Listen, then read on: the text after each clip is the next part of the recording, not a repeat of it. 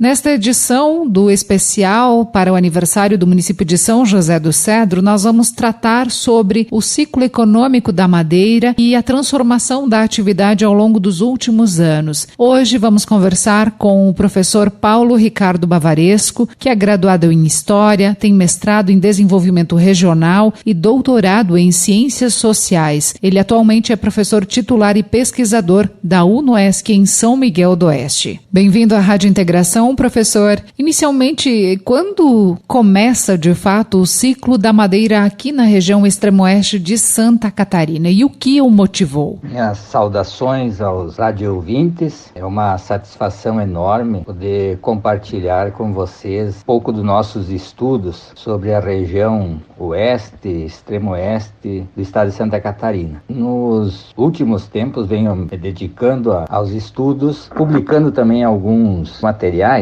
para levar ao conhecimento acadêmico sobre a nossa região. Em 2005, publicamos um material que se intitulou Os Ciclos Econômicos Regionais, Modernização e Empobrecimento no Extremo Oeste de Santa Catarina, procurando mostrar parte do que ocorreu no processo histórico de ocupação dessa região. Nesse material, nós trabalhamos com os 4 ciclos econômicos que moveram a economia regional, que foram o ciclo da pecuária, o da erva mate, o ciclo da madeira e o ciclo agroindustrial, do qual ainda hoje estamos vivenciando. No momento eu vou compartilhar um pouco sobre o ciclo econômico da madeira, que me parece um ciclo que, no contexto histórico da nossa região, ele é muito interessante, porque ele tem uma característica bem peculiar, que é o momento da vinda dos colonos do Rio Grande do Sul. Colonos, como foram chamados, porque é o processo de colonização. Sabendo que a região ela é ocupada no momento por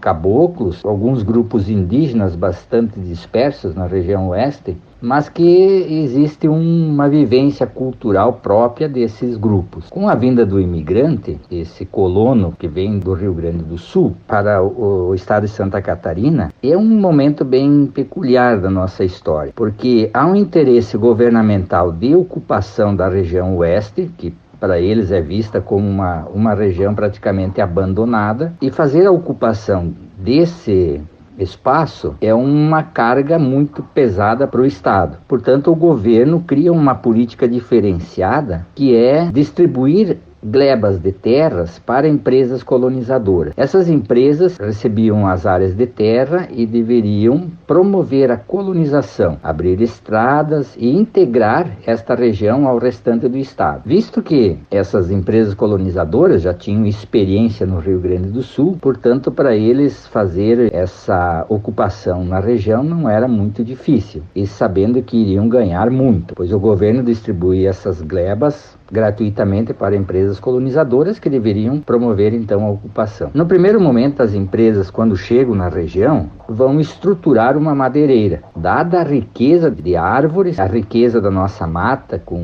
araucárias, cedros, louros, grápias, que era uma madeira bastante cobiçada na Europa e também pela Argentina, uma vez que a Argentina processava parte dessa madeira e exportava. Professor, quais as principais características desse ciclo econômico aqui no Extremo-Oeste? Então, aqui da nossa região, essas empresas, primeiro momento, ainda, dada a dificuldade de transportes, eram arrastadas as toras até o rio Uruguai, onde formavam um aglomerado de toras, as balsas, e eram enviadas essas balsas nos momentos de cheia do rio Uruguai até a Argentina. Ali ela era comercializada e esses balseiros retornavam para poder construir novas balsas e enviar essa madeira. Então é o primeiro momento da saída da madeira da nossa região, via rio Uruguai. Logo, em momentos possíveis, quando as estradas já estavam em condições de tráfego ainda bastante precárias, já era possível então enviar a madeira em pranchas ou madeiras serradas até a Argentina e também para o Rio Grande do Sul, que era um grande comprador da madeira. No Rio Grande do Sul já tem um momento diferenciado. A madeira ela é já beneficiada, dadas as condições já das madeireiras no Rio Grande do Sul, e então agregava um valor sobre essa madeira que é retirada daqui. Portanto, esse ciclo ele tem uma característica que marca a nossa colonização, porque o preço da madeira ela é bastante baixo, mas compensa pela quantidade e qualidade da madeira. Os madeireiros eles ofereciam para o comércio madeiras nobres e assim garantiam então, pelo baixo custo, garantiam pela quantidade que eles podiam exportar e processar. Com a chegada dos colonos, é claro que eles vão comprar uma área de terra, porque pela lei de terras de 1850 é obrigatório a compra da terra, e os colonos vão adquirir glebas de terra em torno de uma colônia, por isso colono, colonização, colônia, uma colônia de terra, que em média, em Santa Catarina, ela tem em torno de uns 24, alguma coisa de hectares, 25 hectares. No Rio Grande do Sul, a colônia, quando foi comercializada pelas empresas lá no Rio Grande do Sul, elas tinham em torno de 50 hectares. As primeiras colônias, as primeiras imigrantes que chegam ao Rio Grande do Sul, a colônia chegava a 100 hectares. Então as empresas com a possibilidade de reduzir as áreas de terra a serem vendidas, eles agregavam mais valor. É certo que eles queriam ganhar mais. Portanto, as famílias de colonos que chegam em Santa Catarina vão receber uma área de terra muito pequena.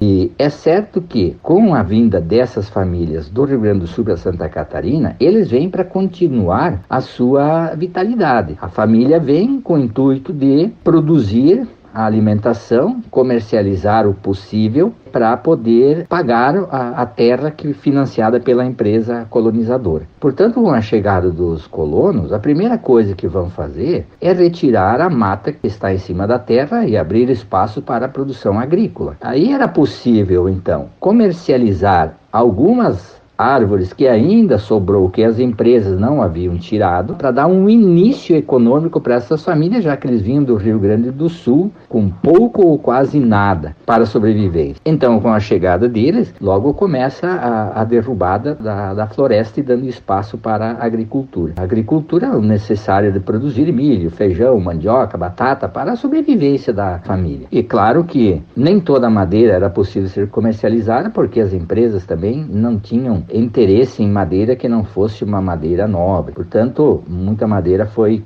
queimada para dar espaço para a agricultura. Para ver como a produção da madeira na região, ela era tão forte que nos anos de 1930, quando a gente diz do início desse ciclo, a 18% da exportação do estado de Santa Catarina era madeira. Isso era aquela madeira fiscalizada que passava por alguma tributação. Não podemos falar da madeira que saía aqui do oeste, do extremo oeste, porque ela não era tributada, aqui nós não tínhamos tributação. Então ela era praticamente retirada e saía do estado.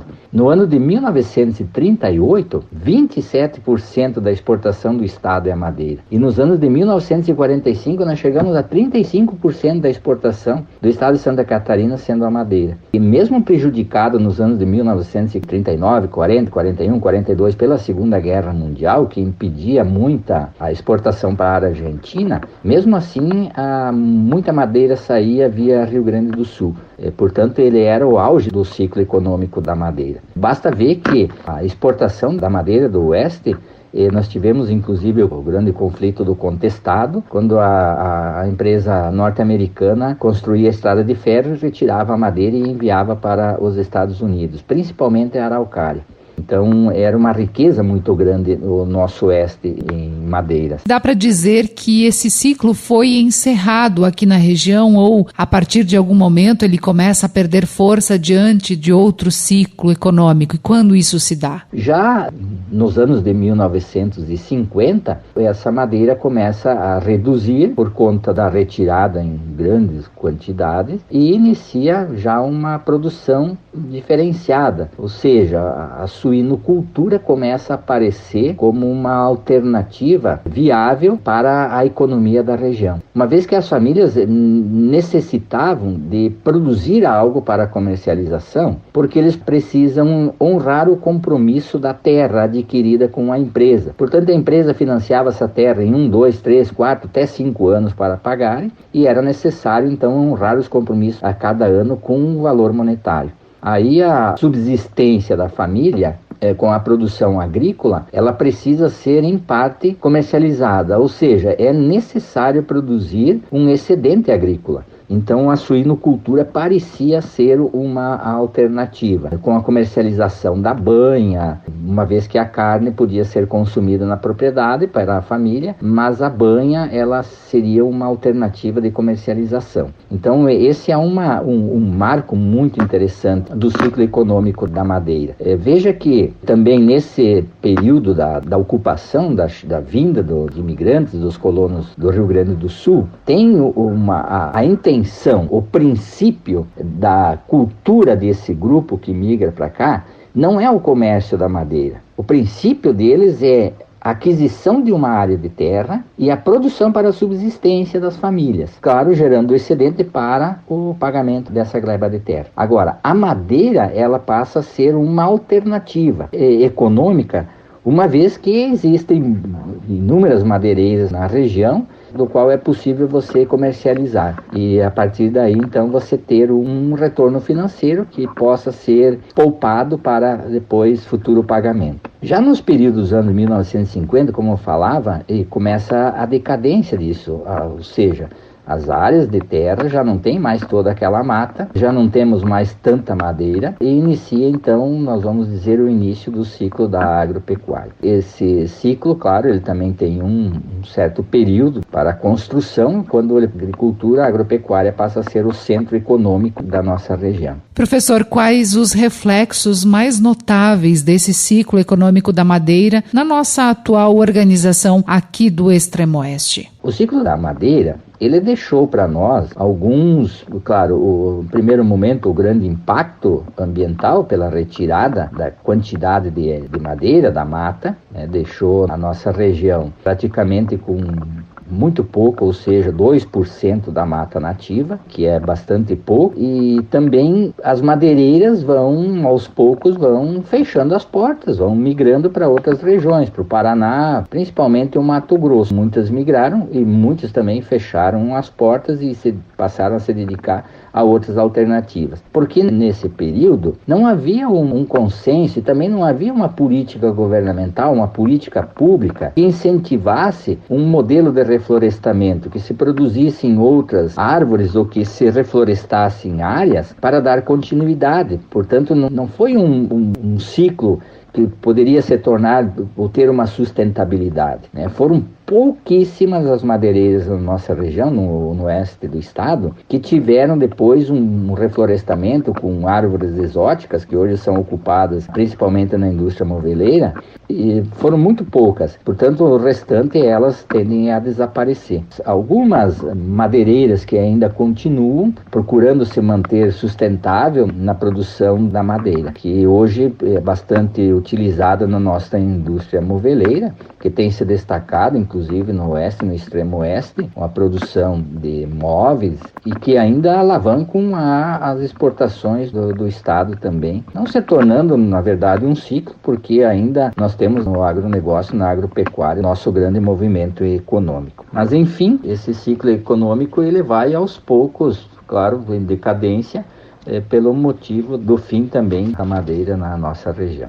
Bom, espero ter contribuído sobre esse ciclo da madeira que me parece, na história, no nosso contexto histórico, muito rico pelos elementos sociais e culturais que ele demonstra. Eu agradeço. Nós conversamos hoje com Paulo Ricardo Bavaresco, graduado em História, mestre em Desenvolvimento Regional e doutor em Ciências Sociais, professor titular e pesquisador da UNOESC Campus de São Miguel do Oeste, falando sobre o ciclo econômico da madeira aqui no extremo oeste de Santa Catarina. Nós vamos conversar dentro desse projeto especial com o seu Ovidio Marasquim sobre a experiência dele, contando um pouco da história também aqui em São José do Cedro. Bem-vindo à emissora. Bom dia, seu Marasquim. Bom dia. O senhor lembra quando o senhor chegou aqui em São José do Cedro? Que ano, que mês que foi isso? Foi em julho de 54. Eu vim para o Cedro, casado, tinha 22 anos, com uma menina de 1 aninho.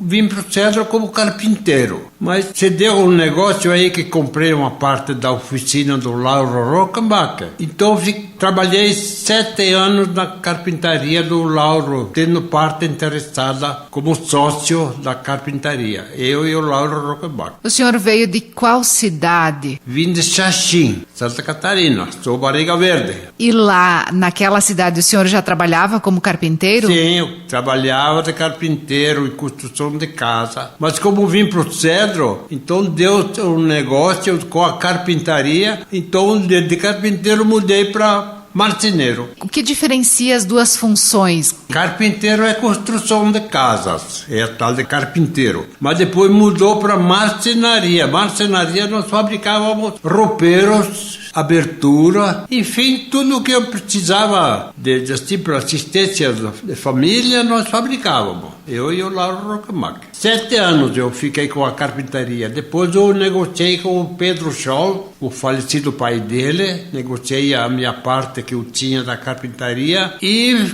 comprei o bar. E esse bar me durou 42 anos. Conhecido bar do seu Marasquim. Bar do seu Marasquim. Voltando um pouquinho a falar sobre essa questão da madeira, com que tipo de madeiras que mais se trabalhava? Bom, madeira naquela época, Lia, era coisa mais simples, mais fácil, que tinha bastante madeira. Escolhíamos a madeira para fabricar móveis, porque tinha bastante madeira. Hoje em dia já não existe mais tanta madeira, mas a madeira era pinho e cedro, louro. Nós fabricava móveis, mesa, roupeiros e assim por diante. Tinha caminhão que transportava? Como é que chegava? Tinha caminhão aqui no Cedro, aí nós pegávamos um caminhão aqui do Cedro, ia para Guarujá e voltava carregado de madeira. Demorava muito? Quanto? Um dia ia e voltava, né? Tinha que ir lá por Pessegueiro, porque naquela época não tinha estrada aqui por baixo. Tinha que ir a Pessegueiro para ir a Guarujá do Sul. Vocês trabalhavam com máquinas ou era tudo feito manualmente? Não, nós tínhamos carpintaria montada com máquinas. Só que a energia não tinha naquela época. Nós tínhamos motor diesel. Então nós trocávamos a carpintaria com o motor diesel. Tinha plana, tinha serrafita, tinha serra circular e mais outras máquinas. Vocês tinham que manter um estoque em galões ou isso chegava? Não, já tinha um posto do falecido Antônio Twigo e ele fornecia o diesel para nós. Ele mandava buscar o diesel em Cruz Alta, tambores. Então nós comprávamos um tambor de óleo diesel. Tinha por um tempo. Na empresa, vocês trabalhavam em quantas pessoas? Tinham funcionários? Lembra quantos eram, mais ou menos? Tinha funcionários, era eu e o Lauro, proprietários, né? E nós tínhamos sempre 3, 4 funcionários. E na época, para trabalhar fazendo roupeiros, fazendo esses móveis, tinha algum curso de qualificação? Como é que as pessoas começavam a trabalhar nessa área? Nós se viramos, nós fazia, por conta nós fazia. Não tinha curso, não tinha figurino, não tinha nada, nós fazia nossa ideia. Era um padrão sempre o mesmo?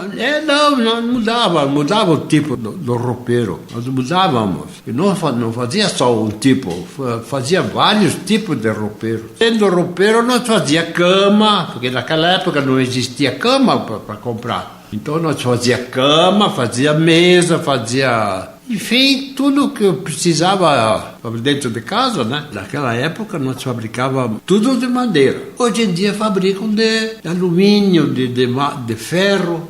E eu saía daqui com 10, 12 janelas em cima de uma carreta, um caminhão, né? Levava para Dionísio Cerqueira. E aí eu montava lá nas casas. Várias casas que tem aqui no Cedro, que tem as aberturas que nós fizemos, mas que eu coloquei. Várias casas. Tem um móvel lá em casa, inclusive tem um armário que está aqui na casa da Laudete. Foi eu que fiz o tempo da carpintaria. Está lá na casa da Laudete, está de recordação. Vocês tinham uma linha estabelecida ou se chegava um cliente e pedia por um determinado produto, vocês fabricavam também? Fabricávamos, conforme o freguês queria. Chegava lá e queria umas janelas, por exemplo. Então nós ia lá, media o tamanho da janela da casa dele e fabricava. Montava lá na casa do proprietário, nós montava a janela, botava vidro. E quanto tempo se levava para fazer cada uma dessas peças? Bom, depende da quantia de janelas que precisava, né? Ou então roupeiro.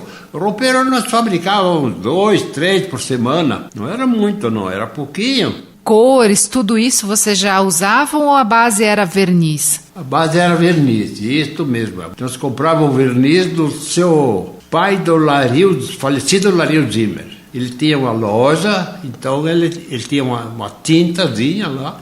Nós comprava lá o verniz ou tinta. Um mês, quanto vocês conseguiam produzir? Tinham um controle? Como é que vocês faziam essa parte também administrativa da empresa? Nós mesmos fazíamos administrativa, porque não tinha outra solução que para procurar um alvará, tocar a empresa, tinha que ir a Chapecó. Até lá. Até Chapecó. Muitas obrigações, por exemplo, hoje nós temos essa questão da Polícia Ambiental, do Instituto do Meio Ambiente, as questões ambientais. Naquela época não tinha obrigações. Tinha pouca, bem pouca. E lógico, nós sempre trabalhamos legal, sempre. 7 anos de profissão, nós sempre trabalhamos legal. Vendia um roupeiro, saía a nota. Vendia 10 janelas, por exemplo, saía a nota fiscal. Manuscrita, mas saía? Sim, saía. Manuscrito, manual. Para trabalhar, tinha algum equipamento especial de proteção? Hoje se fala muito em segurança do trabalho. Sim. Não tinha nada. Naquela época não tinha nada ali. E o senhor lembra, apesar disso tudo, de ter acontecido talvez algum acidente de trabalho, alguém ter se machucado? Nós tivemos sorte, até nunca tivemos acidente nenhum. Nunca. No meu tempo, nunca tivemos acidente. E como o senhor avalia, naquela época, a organização aqui da cidade de São José do Cedro, se a gente pensar a quantidade de árvores de madeira que tinha comparando com hoje? Mudou bastante, porque naquela época a madeira tinha à vontade, né? Mas hoje já não existe mais esse tipo de madeira que tinha 40 anos atrás, 50 anos atrás. Então agora, hoje, a turma aí, a maioria estão plantando árvores, produzir madeira. O senhor imaginava que ia chegar esse momento de que nós teríamos que plantar árvores? Nem imaginava. Até para quem está ouvindo e que não viveu essa época de quando o senhor tinha a empresa, então, com o seu Rockenbach, onde é que funcionava a empresa? Funciona onde hoje funciona a Scholl, que trabalha o Pedro Scholl. Ali próximo da Praça do Ginásio. Próximo à Praça do Ginásio. Eu, quando comprei, já estava funcionando. Eu comprei e fiquei gerente da empresa. O Rockenbach me entregou a gerência para mim. E aí toquei 7 anos a empresa.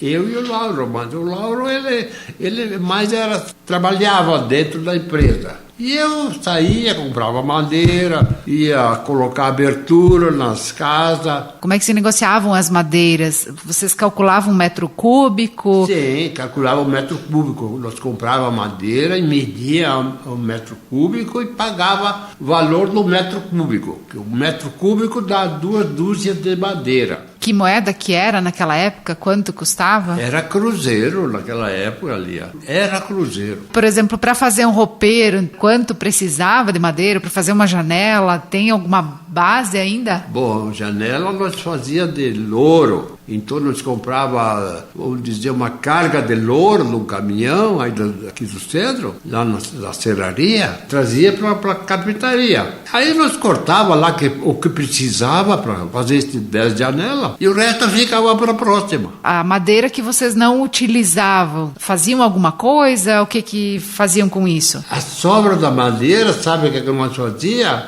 Lenha e vendia para as vizinhanças aí. Apesar que naquela época a lenha também custava barato, então nós ensacávamos a lenha cortadinha e vendia para o pessoal utilizar no fogão. O senhor falou que naquela época tinha muitas serrarias aqui. O senhor Alberto Caspa era um que tinha serraria no Guarujá do Sul. Alberto Bavaresco tinha uma serraria grande no Guarujá do Sul.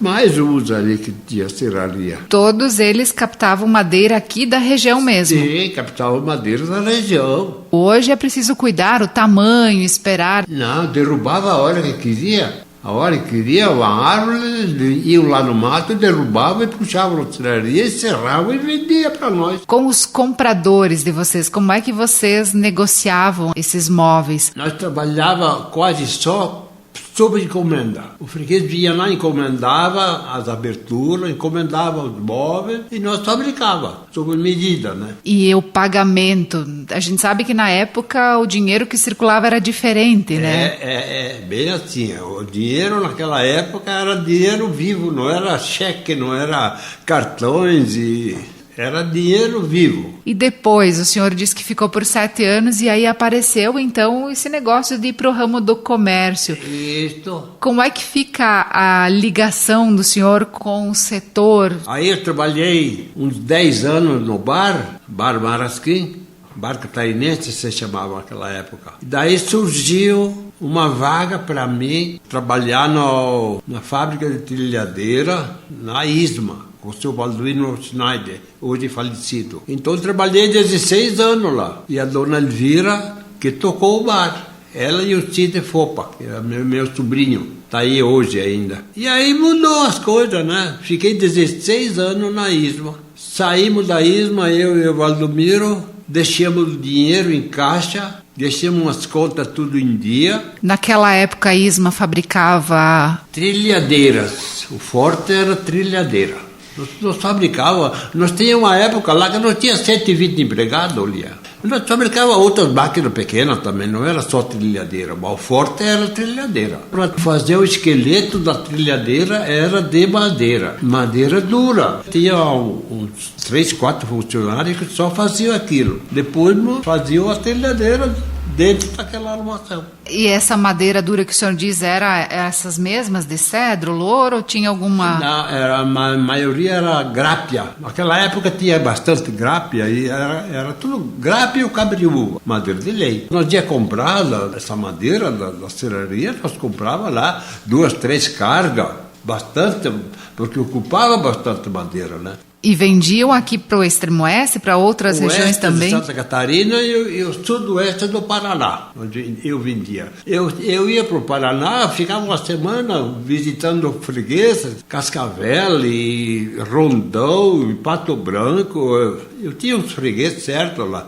Eu lá vendia uma carga de trilhadeira para uma empresa só. Uma carga, se dizia uma carga, né? Mas era 4 trilhadeiras que iam no caminhão. Então, carregava no caminhão as 4 trilhadeiras e levava a Pato Branco, levava a Cascavel. E assim ia por dentro. Imagine só se a empresa tivesse continuado, pois né? É que o negócio mudou porque terra mecanizada hoje eles plantam com máquina, né? E colhem com máquina. Já trilham junto, né? Não é mais trilhadeira fabricada aí. Por isso que parou. O senhor lembra que ano que foi encerrada a atividade da ISMA? 85, por aí. Foi aonde caiu. Um trabalhava na trilhadeira, outro trabalhava nos quebradores de milho, outro trabalhava no descascador de arroz, e a outro na pintura, e outros só na preparação da madeira. Muito bem, seu Marasquim, eu vou agradecendo a participação hoje aqui no programa Canal Aberto, contando um pouquinho da trajetória do senhor, falando sobre esse envolvimento com o ciclo da madeira aqui no Extremo Oeste. E para encerrar, então, eu deixo um espaço para que o senhor fale um pouquinho sobre essa percepção, né, de ter chegado aqui lá em 1954, hoje já estamos em 2022, tantos anos em São José do Cedro. Como é que o senhor se sente na cidade que abraçou o senhor e que o senhor também abraçou como sendo sua? Eu vim para o Cedro com 22 anos, já disse antes, aí, com uma menina de 1 aninho. Está aí hoje, de lei. Mas me conto feliz de estar aqui, grato. Eu tenho um bom conhecimento com todo o povão aí. Trabalhei na marcenaria do Lauro Rockenbach 7 anos. Trabalhei na ISMA 16 anos. Trabalhei 42 anos com o bar. E a família, todos eles formados, trabalhando. E estou vivo. Estou aí com 92 anos, estou aí trabalhando ainda. Fuçando na horta, plantando verdura. Estou satisfeito com a minha vida. Muito bem, então, para o programa Canal Aberto de hoje, a repórter Liange Gatterman.